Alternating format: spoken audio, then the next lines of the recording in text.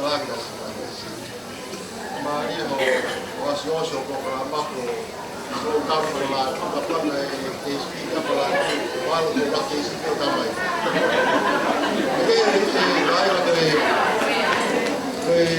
Le ba fa le ko ba me la ka ma si ha le mai ma fa ma lo si ta o ta ba. O ma fi ria ma to ko ma to fi se ai ka. Di famiglia poi di tu ma un bel mai bene dai da asita di sampai di mau lo hai. Atau mau laga tu famiglia si mau kan dia mau ko ko. Kaso ke fa ke yang mau ikut ini nanti apa di falang lagi tadi di Tauolunga yang mau kamu berat kita ke China dia mai falang lagi dia pega com favorado famalot sita com famalot com fai fatura ali di famiglia dai lo poi dia falang to Halo oleh untuk di para mo formo kuna ko to aan yo sita ko bata ki ho ko mai pe mo ai te mi por more malo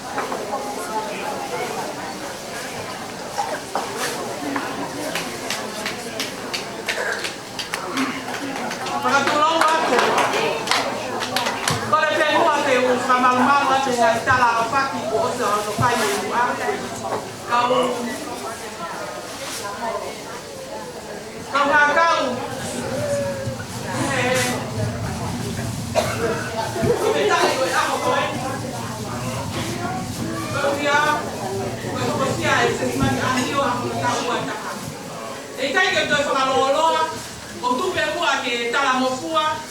ki he te kao po omi me whine mutua tua koe ni. Koe ki tahine Tauolunga o kune whakapoponga e Tauolunga e aho ni ko Meleseini Tuinukuafe koe o pepine lahi eno ki o sisi taha i he whanau o piaya a kotita Ahio ko tosaya Tuinukuafe. Pea ko kore whapaapa heni ki he tahine o e aho, Sesimani Ahio, kene kataki mua o mea mai o to'o ai ki te keki o Meleseini.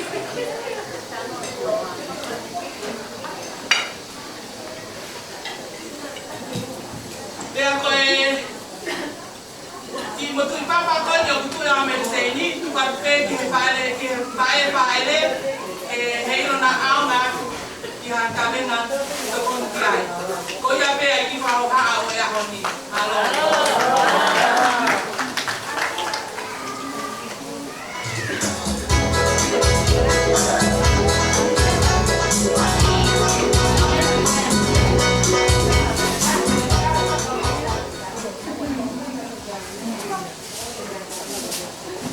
Oi be matanga kau fa ho wa mua ko hei ko inga ko tahine ko hei Sesimani ko la be pe ko tuma mai to to nuwe ka ko hono ki hingoa ko fie famarawe atu